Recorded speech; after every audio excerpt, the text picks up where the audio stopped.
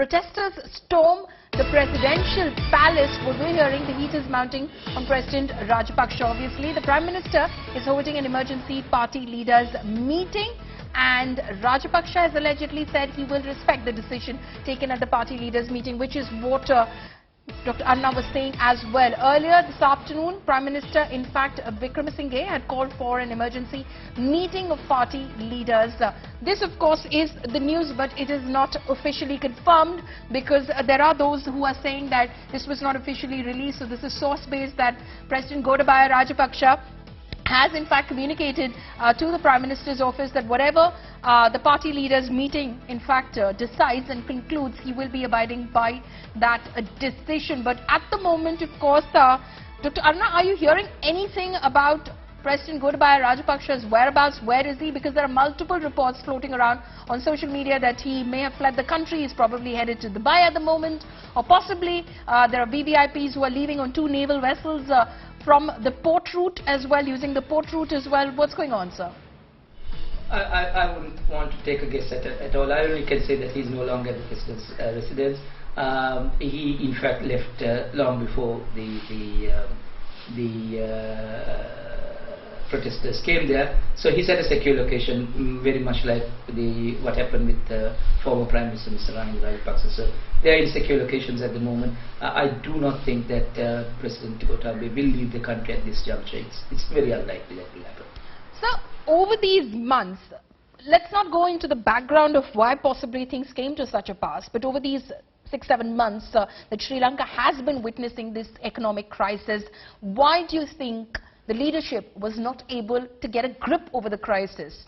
Because many are talking about the fact that, there was no action plan. There was a lot of hopes attached with the fact that when, of course, Ranil Vikramasinghe took over as the Prime Minister of the country in the month of May, that again there would be some sort of an action plan.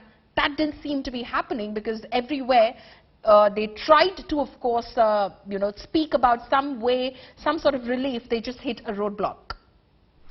I mean, as you said, as we don't have time to go over what has happened over the past, several decades. It's not just the Rajapaksa regimes that are responsible for this mess, but the successive governments since I would say 1993 has been responsible for this, and this is a result of long period of mismanagement, non-governance, corruption, all of those things.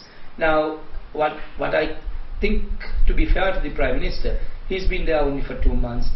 He is trying his best to build up a coalition of different parties, also with the international community, and those talks are proceeding. But given the situation we are in, the biggest problem that we have is nothing else but an energy situation. We don't have fuel, we don't have electricity, and this is simply because we have a dollar crisis.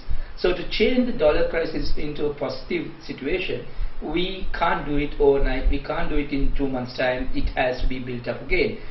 We have an issue, obviously, of getting money from not just donors or creditors, simply because of bankruptcy that we have declared that we are a bankrupt state. We have defaulted in our payments, and that's adding to all the woes that we had. So it is going to take time. The IMF talks are proceeding. It has, I believe the Prime Minister has always said that the darkest hour is yet to come. And that's true, because when we looked at this about 2 years ago, we realized that the darkest hour really would be 2023, not now. That's when we really hit a wall.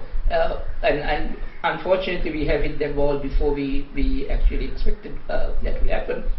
Okay. But to come out of it is going to be a long and, I would say, even a hazardous journey, not a hard journey, because we don't know what pitfalls are before us in the next 6 months. So it's going to be very difficult. Whoever who's going to be there in the next 6 months to 1 year is going to be very, very difficult time for us. Okay, you're saying it's going to be a hazardous journey for whoever comes into power, because they'll have their task cut out, and it's not going to be some sort of a magic pill or a magic wand that they'll be able to use in order to, of course, alleviate the people's concerns.